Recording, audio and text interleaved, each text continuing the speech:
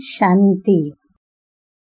आज की तारीख है 3/7/15 और आज की ज्ञान मुरली का शीर्षक है मीठे मीठे बाप दादा हम बच्चों को संगम युग पर आकर के पावन बनाते हैं और पावन बनाकर हम बच्चों को सच्चा सच्चा वैष्णव भी बनाते हैं, अर्थात नर से नारायण और नारी से श्री लक्ष्मी, जो कि विष्णु का ही चतुर्भुज स्वरूप है। तो मीठे मीठे बाप दादा हम बच्चों को वैष्णव बनने के लिए क्या क्या हमारे अंदर हम संगम युग पर परहेज करें पवित्रता के साथ साथ, तो सुनते हैं बाप दादा क्या कहते हैं। तो बाप दादा कहते हैं, मीठे बच्चे, तुम्हें सच्चा सच्चा वैष्णव बनना है। सच्चे वैष्णव भोजन की परहेज के साथ साथ पवित्र भी रहते हैं। तो हम पवित्र भी रहें और साथ साथ पवित्र भोजन की भी हम परहेज जरूर करें। प्रश्न है आज का, कौन सा अवगुण गुण में परिवर्तन हो जाए तो बेड़ा पार हो सकता है? उत्तर है, सबसे बड़ा अवगुण है मोह। मोह विकार की बात बाबा बता रहे हैं। तो बाबा कहते हैं कि मोह के कारण संबंधियों की याद सताती रहती है। फिर बाबा ने बंदरी का मिसाल भी बताया कि किस प्रकार बंदरी का बच्चा शरीर छोड़ देता है, फिर भी बंदरी उसको गले से चिपका के रखती है। इस प्रकार बाबा कहते हैं, किसी का कोई संबंधी मरता है तो 12 मास तक उसे याद करते करते ही रहते हैं, यहाँ तक कि मुंह ढक कर रोते रहेंगे और उनको याद आती रहेगी। ऐसे ही बाबा कहते हैं, बहुत अच्छी धारणा योग्य बात और प्रैक्टिकल बात कि बाबा कहते हैं कि ऐसे ही अगर बाप की याद सताए, दिन रात तुम बाप को याद करो तो तुम्हारा बेड़ा पार हो जाएगा। जैसे लौकिक संबंधी को याद करते हो, ऐसे बाप को याद करो तो अहो सौभाग्य। अच्छा, मुरली की शुरुआत ओम शांति। बाप रोज रोज बच्चों को समझाते हैं कि अपने को आत्मा समझ क्या करें, बाप की याद में बैठो। आज उसमें बाबा ऐड करते हैं, क्या ऐड किया बाबा ने कि सिर्फ बाप नहीं लेकिन दूसरा भी समझना है। अब वो दूसरा क्या समझना है? तो बाबा कहते हैं, मुख्य बात है कि परम पिता परमात्मा शिव, उनको गॉड फादर भी कहते हैं, ज्ञान सागर भी है। तो ज्ञान सागर होने के कारण वो टीचर भी है और हमको टीचर बनकर राजयोग भी सिखलाते हैं। तो बाबा कहते हैं कि ये भी बातें साथ में याद रखो। अब ये समझाने से समझेंगे कि सत्य बाप इन्हों को पढ़ा रहे हैं। तो बाबा कहते हैं कि बाबा तो हमको समझाते हैं, लेकिन हमको औरों को भी यही बातें समझानी है और उनको हम ये बातें समझाएंगे तो उनको ये महसूस कराना है कि सत्य बाप इन्हों को पढ़ा रहे हैं और प्रैक्टिकल बात ये सुनाते हैं कि वो सबका बाप भी है, टीचर भी है और सद्गति दाता भी है, और फिर उनको नॉलेजफुल भी कहा जाता है। बाप, टीचर, पतित पावन और ज्ञान सागर है। पहले पहले तो बाप की महिमा करनी चाहिए। हाँ, हम देख रहे हैं कि बाबा ने मुरली की शुरुआत की है, लेकिन बाबा ने कितनी शिव बाबा की महिमा की है। तो बाबा कहते हैं, पहले पहले तो बाप की महिमा करनी चाहिए कि वो हमको पढ़ा रहे हैं। हम हैं ब्रह्मा कुमार ब्रह्मा कुमारियां। ब्रह्मा भी रचना है शिव बाबा की, और अभी है संगम युग। एम ऑब्जेक्ट भी राजयोग की है। हमको बाबा राजयोग सिखलाते हैं, तो टीचर भी सिद्ध हुआ। और ये पढ़ाई है ही नई दुनिया के लिए। बाबा कहते भले पढ़ते हम पुरानी दुनिया में हैं, परंतु उसकी प्रारब्ध जो है वो हम नई दुनिया में भोगेंगे। यहाँ बैठ बाबा कहते ये पक्का कर लो कि हमको औरों को क्या क्या समझाना है, ये अंदर धारणा होनी चाहिए। अब ये तो जानते हो कि कोई को जास्ती धारणा होती है, कोई को कम होती है। यहाँ भी जो ज्ञान में जास्ती तीखे जाते हैं उनका नाम होता है, पद भी उनका ऊंचा हो जाता है। परहेज भी बाबा बतलाते रहते हैं कि तुम पूरे वैष्णव बनते हो। वैष्णव अर्थात जो वेजिटेरियन होते हैं, मांस मदिरा आदि नहीं खाते हैं, परंतु वो वैष्णव विकार में तो जाते हैं। भले मांस मदिरा नहीं खाते पर विकार में जाते हैं। बाकी वो वैष्णव बना तो क्या फायदा, बाबा कहते तो क्या हुआ, पर विकार में भी न जावे और वेजिटेरियन भी होवे तो वैष्णव कुल के कहलाते हैं। अर्थात प्याज आदि तमोगुणी चीजें नहीं खाते हैं। तुम बच्चे जानते हो कि तमोगुणी चीजें क्या क्या होती हैं। कोई अच्छे मनुष्य भी होते हैं जिसको रिलीजियस माइंडेड व भक्त कहा जाता है। सन्यासियों को कहेंगे पवित्र आत्मा, और जो दान आदि करते हैं उनको कहेंगे पुण्य आत्मा। तो इससे भी ये सिद्ध होता है कि आत्मा ही दान और पुण्य करती है, इसलिए पुण्य आत्मा पवित्र आत्मा ऐसे कहा जाता है। आत्मा कोई निर्लेप तो नहीं है।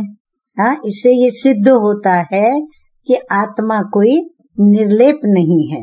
ऐसे अच्छे अच्छे अक्षर याद करने चाहिए। साधुओं को भी महान आत्मा कहते हैं। महान परमात्मा नहीं कहा जाता है, तो सर्वव्यापी कहना रॉन्ग है। सर्व आत्माएं हैं लेकिन सर्व परमात्मा है ये कहना रॉन्ग है। जो भी हैं सब में आत्मा है। पढ़े लिखे जो हैं वो सिद्ध कर बतलाते हैं कि झाड़ में भी आत्मा है। कहते हैं 84 लाख योनियां जो हैं उनमें भी आत्मा है। हाँ, जो शास्त्रों में विद्वता प्राप्त कर चुके हैं या तो पढ़े लिखे हैं वो कहते हैं झाड़ में भी आत्मा है, और फिर सिद्ध करके बतलाते हैं। फिर कहते 84 योनियां हैं उनमें भी आत्मा है। वो कहते हैं आत्मा न होती तो वृद्धि कैसे पाते। मनुष्य की जो आत्मा है वह तो जड़ में जा नहीं सकती। शास्त्रों में ऐसी ऐसी बातें लिख दी हैं। इंद्रप्रस्थ से धक्का दिया तो पत्थर बन गया। अब बाप बैठ समझाते हैं। बाप बच्चों को कहते हैं कि देह के संबंध तोड़ अपने को आत्मा समझो। हाँ, अचानक बाबा ने धारणा की बड़ी ऊंची बात बता दी। क्यों? क्योंकि ये सब शास्त्रों की बातें जो कि व्यर्थ बातें हैं, जो सत्य नहीं है, तो उसमें हम अपना समय क्यों गंवाएं। इसीलिए बाप ने कहा कि देह के संबंध तोड़ अपने को आत्मा समझो और क्या करो। बाबा कहते हैं माम एकम याद करो। तो आगे बाबा कहते हैं कि बस अभी तुम्हारे 84 जन्म पूरे हुए, अब तमो प्रधान से तुम्हें सतो प्रधान बनना है। दुखधाम है अपवित्र धाम, शांति धाम और सुख धाम है पवित्र धाम। अब ये तो तुम समझते हो ना। सुखधाम में रहने वाले देवताओं के आगे माथा टेकते हैं, सिद्ध होता है कि भारत में नई दुनिया में पवित्र आत्माएं थी, उच्च पद वाले थे। अभी तो गाते हैं कि मुझ निर्गुण हारे में कोई गुण नहीं, और है भी ऐसे, कोई गुण नहीं है। मनुष्यों में मोह भी बहुत होता है, मरे हुए की भी याद रहती है। बुद्धि में आता है कि ये मेरे बच्चे हैं। पति अथवा बच्चा मरे तो उनको याद करते रहते हैं।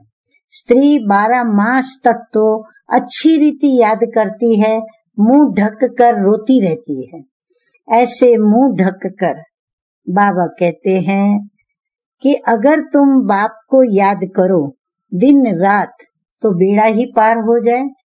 बाप कहते हैं जैसे पति को तुम याद करती रहती हो, ऐसे मेरे को याद करो तो तुम्हारे विकर्म विनाश हो जाए। बाप युक्तियां बतलाते हैं कि ऐसे ऐसे करो। आगे मीठे मीठे बाप दादा कहते हैं कि पोता मिल देखते हैं कि आज इतना खर्च हुआ, इतना फायदा हुआ, तो बैलेंस रोज का निकालते हैं, कोई मास निकालते हैं। अब यहाँ तो ये बहुत जरूरी है। बाप ने बार बार समझाया है। बाबा कहते यहाँ भी रोज कमाई देखो अपनी, कि हम कितनी कमाई करते हैं, कितना घाटा होता है, कितना हमारा बैलेंस रहता है। तो बाबा कहते ये देखना बहुत जरूरी है। बाप कहते हैं कि तुम बच्चे सौभाग्यशाली, 1000 भाग्यशाली, करोड़ भाग्यशाली, सुनते जाओ, नशा चढ़ाते जाओ। सौभाग्यशाली, 1000 भाग्यशाली, करोड़ भाग्यशाली, पदम अरब खरब भाग्यशाली हो। जो बच्चे अपने को सौभाग्यशाली समझते हैं वह जरूर अच्छी तरह से बाप को याद करते रहेंगे। वही गुलाब के फूल बनेंगे। वह तो नटशेल में समझाना होता है, बनना तो खुशबूदार फूल है। मुख्य है याद की बात। सन्यासियों ने योग अक्षर कह दिया है। लौकिक बाप तो ऐसे नहीं कहेंगे कि मुझे याद करो, या ये पूछे कि मुझे याद करते हो। हाँ, कभी भी लौकिक बाप ने किसी को ये पूछा? कभी नहीं पूछेंगे। बाप बच्चे को, बच्चा बाप को याद है ही। हाँ, वो ना भूलते नहीं एक दो को। लेकिन यहाँ तो क्या है, अब ये तो लॉ है, यहाँ तो पूछना पड़ता है। क्यों पूछना पड़ता है? बाबा कहते हैं क्योंकि माया भुला देती है। यहाँ आते हैं, समझते हैं कि हम बाप के पास जाते हैं तो बाप की याद रहनी चाहिए, इसलिए बाबा चित्र भी बनाते हैं तो वह भी साथ में हो। पहले पहले हमेशा बाप की महिमा शुरू करो। बाबा कहते हैं सबसे प्रथम कार्य क्या करना है? किसी को भी ज्ञान सुनाने से पहले बाप की महिमा शुरू करो कि ये हमारा बाबा है। शिव बाबा का चित्र दिखाकर उन्हें ये समझाना है कि ये मुझ आत्मा का बाबा है। यूं तो सबका बाबा है, सर्व का सदगति दाता है, ज्ञान का सागर, नॉलेजफुल है। बाबा हमको सृष्टि चक्र के आदि मध्य अंत का ज्ञान देते हैं, जिससे हम क्या बन जाते हैं? त्रिकालदर्शी बन जाते हैं। त्रिकालदर्शी इस सृष्टि पर कोई मनुष्य हो नहीं सकता। हाँ, लेकिन बाबा हम बच्चों को बनाते हैं तो कितनी खुशी की और कितनी ऊंचे नशे की बात है। तो बाप कहते हैं ये लक्ष्मी नारायण भी त्रिकालदर्शी नहीं है, तो उनसे भी हम कितने महान हो गए, हमारा नशा कितना ऊंचा हो गया। ये त्रिकालदर्शी बन क्या करेंगे? कौन? लक्ष्मी नारायण। तुम बनते हो और दूसरों को बनाते हो। इन लक्ष्मी नारायण में ज्ञान होता तो परंपरा चलता, बीच में तो विनाश हो जाता है, इसलिए परंपरा तो चल न सके। तो बच्चों को इस पढ़ाई का अच्छी रीति सिमरन करना है। हाँ, तभी तो भक्ति मार्ग में सिमरनी फिराने की आदत पड़ती है। तुम्हारी भी ऊंच ते ऊंच पढ़ाई संगम पर ही होती है। तुम याद नहीं करते हो, देह अभिमान में जब आ जाते हो तो क्या होता है? बाबा कहते हैं माया थप्पड़ मार देती है। हाँ, ऐसी थप्पड़ें सबने खाई है ना। हाँ, छोटी मोटी या बड़ी भारी, हाँ, सभी अनुभवी बैठे हैं, सुन रहे हैं। तो 16 कला संपूर्ण बनेंगे तब विनाश की भी तैयारी होगी। वो विनाश के लिए और तुम अविनाशी पद के लिए तैयारी कर रहे हो। कौरव और पांडवों की लड़ाई तो हुई नहीं है, कौरवों और यादवों की लगती है। ड्रामा अनुसार पाकिस्तान भी हो गया। वह भी शुरू तब हुआ जब तुम्हारा जन्म हुआ। अब बाप आए हैं तो सब प्रैक्टिकल होना चाहिए ना। यहाँ के लिए ही कहते हैं कि रक्त की नदियां बहती हैं, तब फिर घी की नदी बहेगी। अब भी देखो, लड़ते रहते हैं, फलाना शहर दो, नहीं तो लड़ाई करेंगे। यहाँ से पास न करो, यह हमारा रास्ता है। अब वो क्या करे? स्टीमर कैसे जाएंगे? फिर राय करते हैं, तो जरूर राय पूछते होंगे, मदद की उम्मीद मिली होगी, फिर वो आपस में ही खत्म कर देंगे। यहाँ फिर सिविल वॉर की ड्रामा में नूंद है। भारत के अंदर सिविल वॉर होता रहेगा। अभी बाप कहते हैं मीठे मीठे बच्चे, बहुत बहुत समझदार बनो। यहाँ से बाहर घर में जाने से फिर भूल नहीं जाओ। यहाँ तुम आते हो कमाई करने, इसीलिए बाबा कहते हैं याद रखो कि हमें कमाई करनी है। आगे मीठे मीठे बाप दादा कहते हैं कि छोटे छोटे बच्चों को ले आते हो तो उनके बंधन में रहना पड़ता है। यहाँ तो ज्ञान सागर के कंठे पर आते हो, जितनी कमाई करेंगे उतना अच्छा है, तो इसमें लग जाना चाहिए।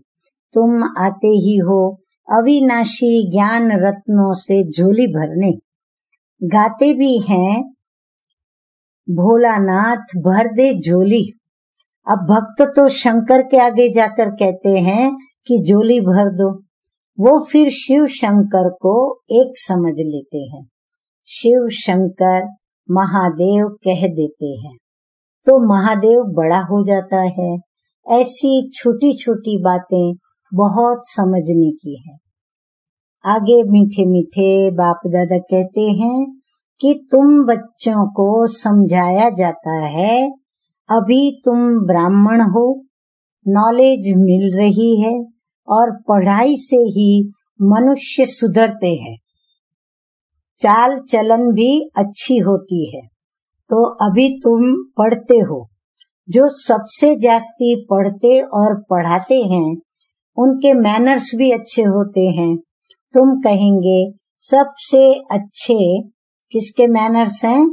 मम्मा बाबा के मैनर्स हैं। ये फिर हो गई बड़ी मम्मा, कौन?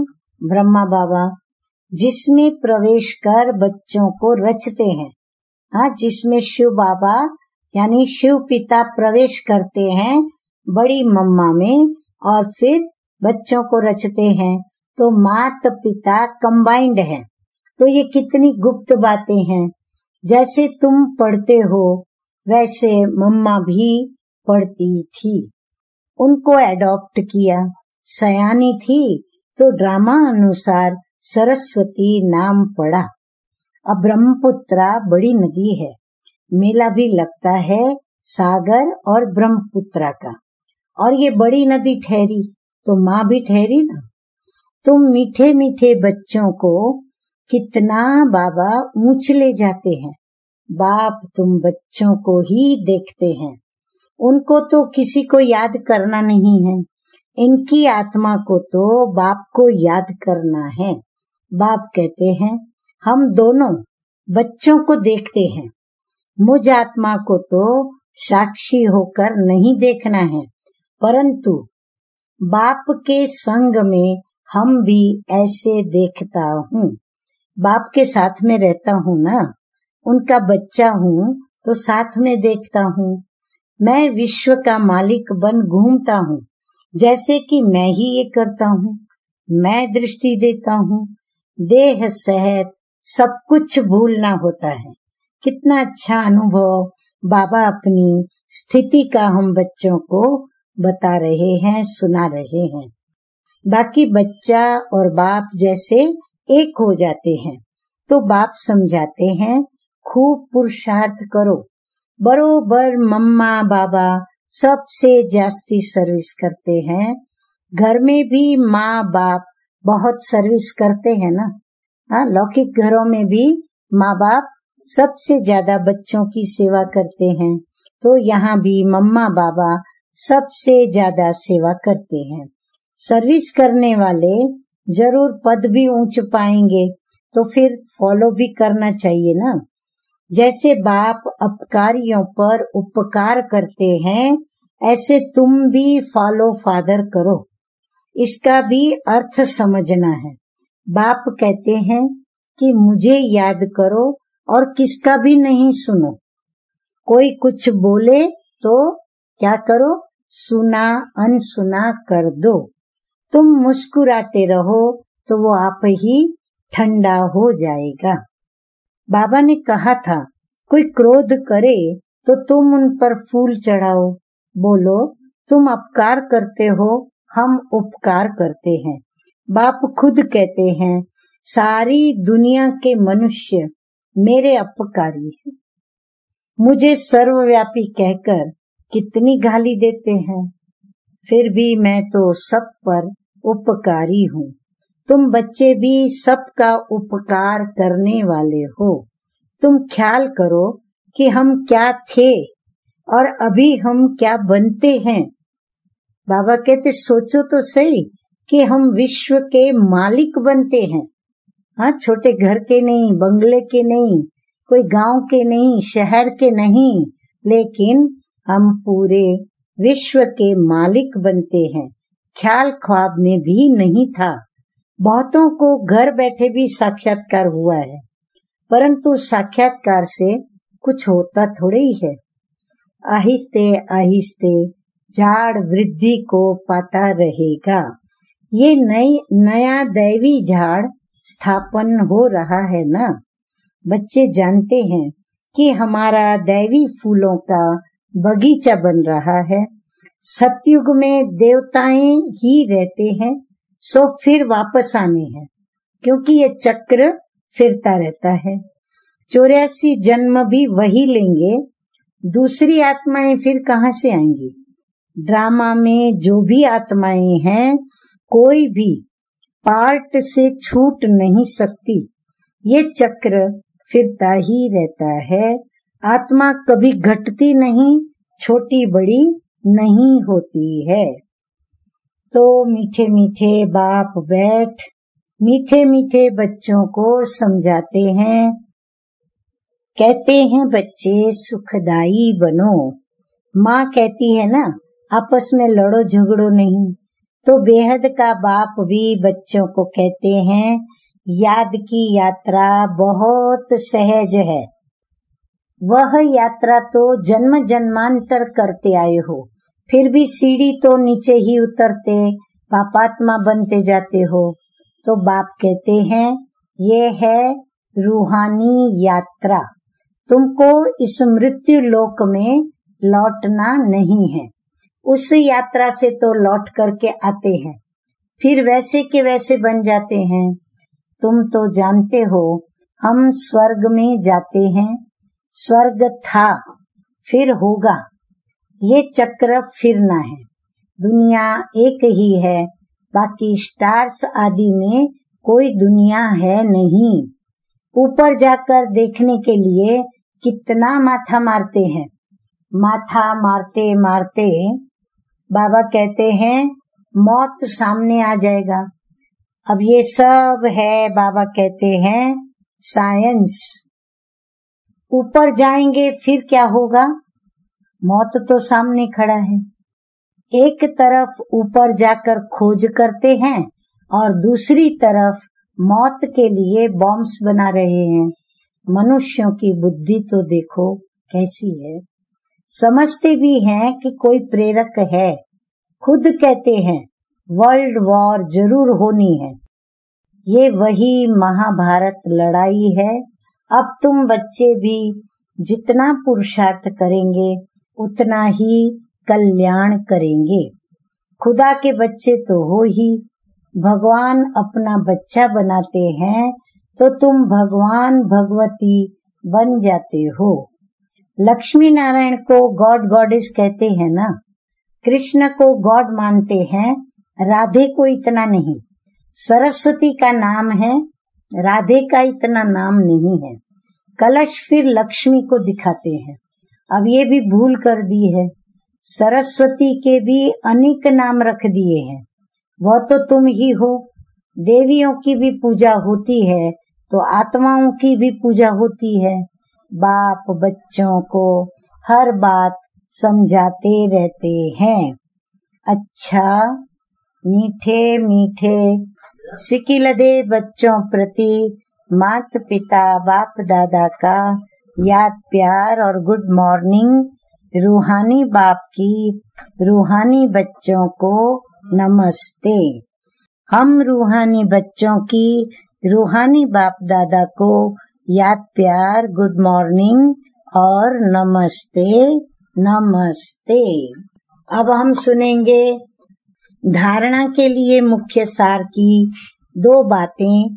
नंबर 1 है, जैसे बाप अपकारी पर भी उपकार करते हैं ऐसे फॉलो फादर करना है। कोई कुछ बोले तो सुना अनसुना कर देना है, मुस्कुराते रहना है, एक बाप से ही सुनना है। दूसरी बात बाबा बताते हैं, सुखदाई बन सबको सुख देना है। आपस में लड़ना झगड़ना नहीं है। समझदार बन अपनी झोली अविनाशी ज्ञान रत्नों से भरपूर करनी है। वरदान सुनेंगे सतगुरु बाप दादा का। मगन अवस्था के अनुभव के द्वारा अपना भक्त बनाने वाले माया जीत भव। मगन अवस्था का अनुभव करने के लिए अपने अनेक टाइटल व स्वरूप, अनेक गुणों के श्रृंगार, अनेक प्रकार के खुशी की, रूहानी नशे की, रचता और रचना के विस्तार की पॉइंट्स, प्राप्तियों की पॉइंट्स स्मृति में रखो। जो आपकी पसंदी हो उस पर मनन करो तो मगन अवस्था का सहज अनुभव होगा। फिर कभी परवश नहीं होंगे। माया सदा के लिए नमस्कार करेंगी। संगम युग का पहला भक्त आपका माया बन जाएगी। जब आप माया जीत मास्टर भगवान बनेंगे तब माया भक्त बनेगी। अच्छा स्लोगन है आज का, आपका उच्चारण और आचरण यानी कथनी और करनी ब्रह्मा बाप के समान हो तब कहेंगे सच्चे ब्राह्मण। अच्छा, ओम शांति।